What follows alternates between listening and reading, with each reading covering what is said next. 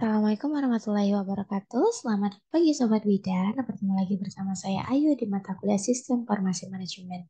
Nah, pada pertemuan kali ini kita akan membahas tentang keamanan sistem informasi part 1.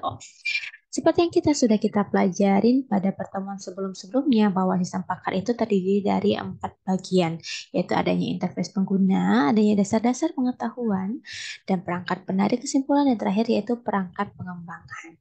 Bagi kalian yang belum paham, silakan ditonton di part sebelum ini ya. Kita lanjutkan ke bagian kerahasiaan. Nah, perusahaan mencari cara untuk melindungi data dan informasinya dari penggunanya yang tidak semestinya oleh orang-orang yang tidak memiliki otoritas untuk menggunakannya.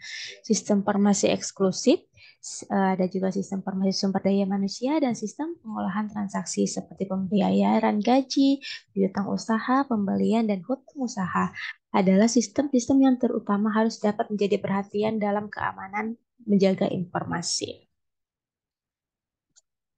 Tujuan dibangunnya ketersediaan infrastruktur informasi perusahaan adalah supaya data dan informasi perusahaan tersedia bagi pihak-pihak yang memiliki otoritas untuk menggunakannya.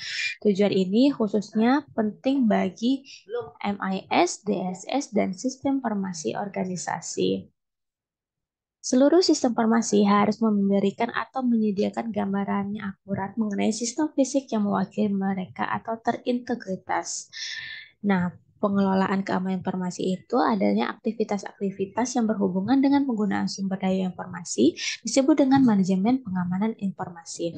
Sedangkan kegiatan pengamanan sumber daya informasi perusahaan setelah terjadinya suatu bencana disebut dengan manajemen kelangsungan bisnis. Kepala Bagian Informasi atau Chief Information Officer adalah orang yang bertanggung jawab terhadap keamanan informasi dalam suatu perusahaan. Tetapi biasanya CIO akan menunjukkan sekelompok khusus pegawai yang dapat bekerja penuh waktu untuk menangani masalah-masalah yang berkaitan dengan keamanan informasi perusahaan dalam operasionalnya sehari-hari. Pegawai yang berada dalam organisasi ini disebut sebagai bagian keamanan sistem informasi perusahaan atau ada lebih sering dikenal dengan Corporate Information System Security Officer atau CISCO. Akan tetapi, kita telah terjadi pergeseran dalam perusahaan untuk menetapkan keamanan informasi perusahaan dalam tingkat yang lebih tinggi dengan cara membentuk bagian penjaminan informasi perusahaan atau CIO.